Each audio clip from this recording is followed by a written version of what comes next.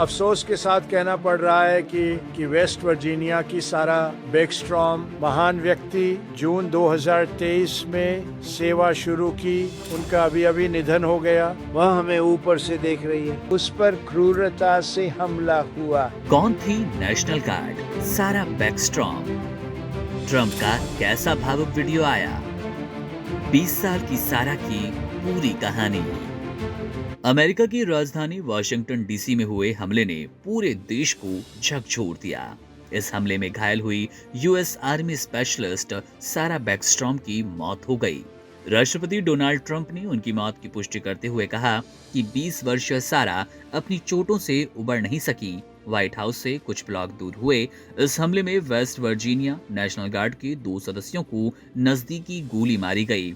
इनमें से एक सारा थी, जबकि दूसरे घायल सैनिक एंड्रयू वॉल्फ 24 वर्षीय अस्पताल में जिंदगी और मौत की जंग लड़ रहे हैं। जरा सुनिए ट्रंप ने क्या कुछ कहा। मुझे अफसोस के साथ कहना पड़ रहा है कि अभी मेरे बोलने से ठीक पहले मैंने सुना कि वेस्ट वर्जीनिया की सारा बेकस्ट्रॉम, जिन गार्ड्समैन की हम बात कर रहे हैं, उनमें से एक अत्यधिक सम्मानित युवा महान व्यक्ति, जून 2023 में सेवा शुरू की, हर तरह से उत्कृष्ट थी, उनका अभी निधन हो गया।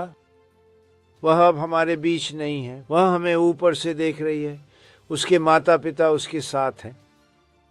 बस अभी हुआ है, उस पर क्रूरता से हमला हुआ, वह नहीं रही, अब हमारे बीच नहीं। अद्भुत इंसान, हर तरह से हर क्षेत्र में बेमिसाल, बस बहुत बुरा। अब आपके मन में सवाल होगा कि सारा थी कौन? सारा जून 2023 में सेना में भर्ती हुई थी। वे 863 मिलिट्री पुलिस कंपनी से जुड़ी थीं। वे भविष्य में एफबीआई में करियर बनाना चाहती थीं। न्यूयॉर्क टाइम्स से बातचीत में उनके पिता गैरी बेकस्ट्रॉम ने बताया कि डॉक्टरों ने शुरुआत में ही स्पष्ट कर दिया था कि उनकी बेटी बच नहीं पाएगी। वो बात करते करते टूट गए और आगे कुछ ना बोल पाए। सारा के पूर्व बॉयफ्रेंड एडम कैर ने उन्हें एक नरम दिल और दूसरों का ख्याल रखने वाला इंसान बताया।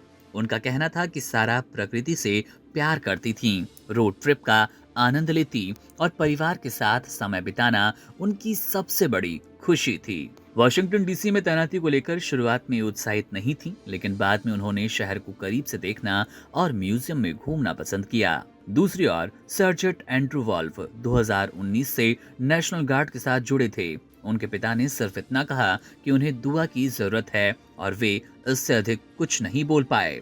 उनकी दोस्त ब्रूक डेविसन के अनुसार एंड्रयू एक मजबूत और आस्था रखने वाले इंसान हैं, जिन्होंने कभी सुरक्षा को लेकर चिंता जाहिर नहीं की। इस हमले को अमेरिकी अधिकारियों ने आतंकी हमला करार दिया। जांच में ये सामने आया कि संदिग्ध हमलावर 29 वर्षीय रहमानुल्लाह लकनवाल था, जो कि 2021 में एक रिसेटलमेंट प्रोग्राम के तहत अमेरिका आया। अधिकारियों का दावा है कि अमेरिका आने से पहले वो अफगानिस्तान में CIA समर्थित यूनिट का हिस्सा था। FBI ने उसकी कई प्रॉपर्टी की तलाशी ली और कई इलेक्ट्रॉनिक डिवाइस जब्त कर लिए। राष्ट्रपति ट्रंप ने इस हमले की निंदा करते हुए कहा कि सारा अब हमारे बीच नहीं रही, शायद वे अब ऊपर से हमें देख रही होंगी।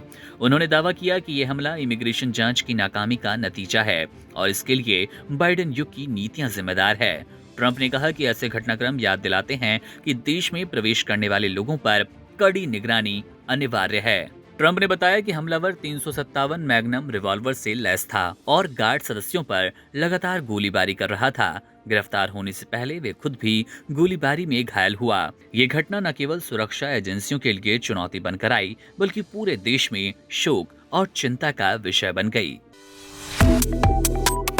Subscribe to One India and never miss an update. Download the One India app now.